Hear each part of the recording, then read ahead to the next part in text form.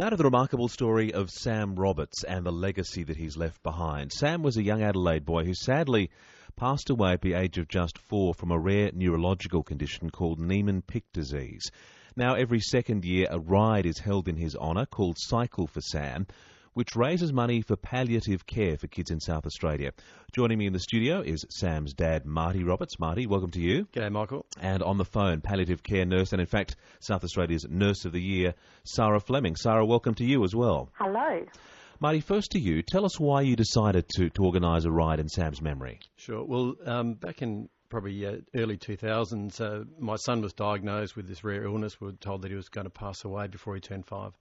A friend, to help me, gave me a bike and invited me to go for a ride, and it helped me get through that difficult time.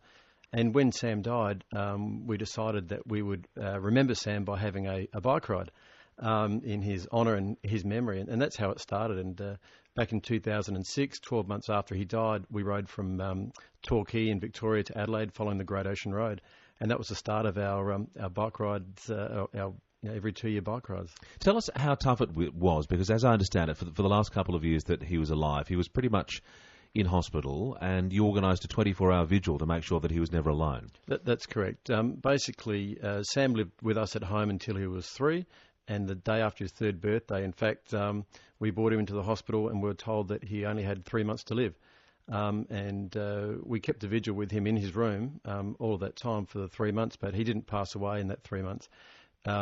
Unfortunately, he wasn't able to come home. He was still so ill, but he actually stayed in the hospital pretty much for the next 2 years. So he was a resident of the Women's and Children's Hospital for 2 years, being cared for by the wonderful staff there. They obviously provide an outstanding service there. I'm interested to see that some of the money that you're raising this year will be going towards funding an art therapist for families in a similar situation to yours.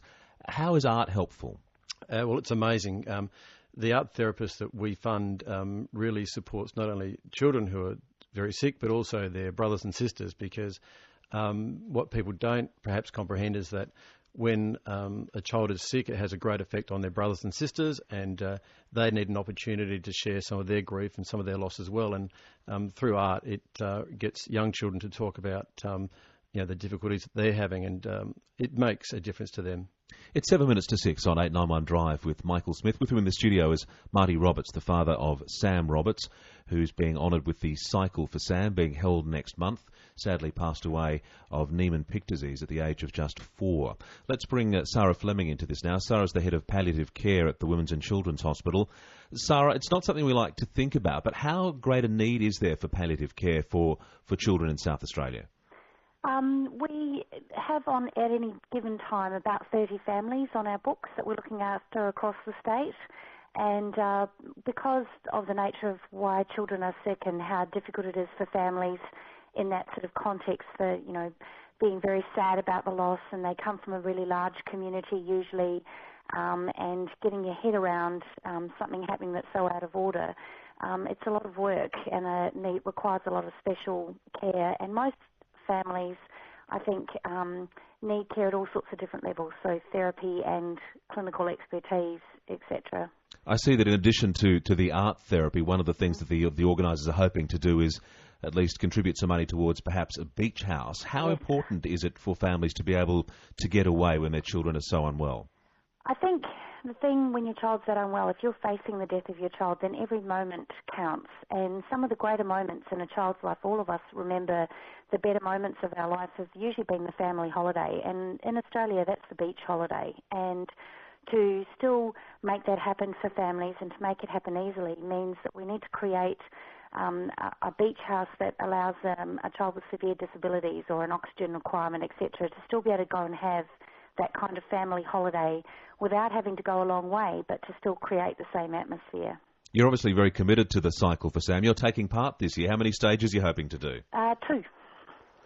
That's a fair distance in itself, isn't it? It is. It's a bit frightening when I write the numbers down. Sara Fleming, thank you very much. Sara's the head of palliative care. Marty, where is this year's ride to and from, and when does it start? Okay, it starts on the 24th of September in Blinman in the Northern Flinders Ranges. And from Blinman, we're heading south through Hawker, through Melrose, Moonta, all the way down to Marion Bay. Then back up the Yorke Peninsula past Ardrossan, Port Wakefield, Balaclava, through the Barossa to Tanunda and then back to Adelaide from Tanunda. And if people are keen to support this fantastic cause and help raise money for palliative care, how can they go about supporting the ride or making a donation? Okay, we truly welcome any donations and support. We have a website, www.cycle4sam.com. It's the number 4. On our website, it has a story of Sam and our bike rides and the 2012 campaign, but there's also a make a donation link which people can contribute through that form. Well, we thank you very much for coming in, and we wish you all the best for the Cycle for Sam 2012 at the end of next month. Thanks very much, Michael. Marty Roberts and Sara Fleming as well, the head of palliative care at the Women's and Children's Hospital.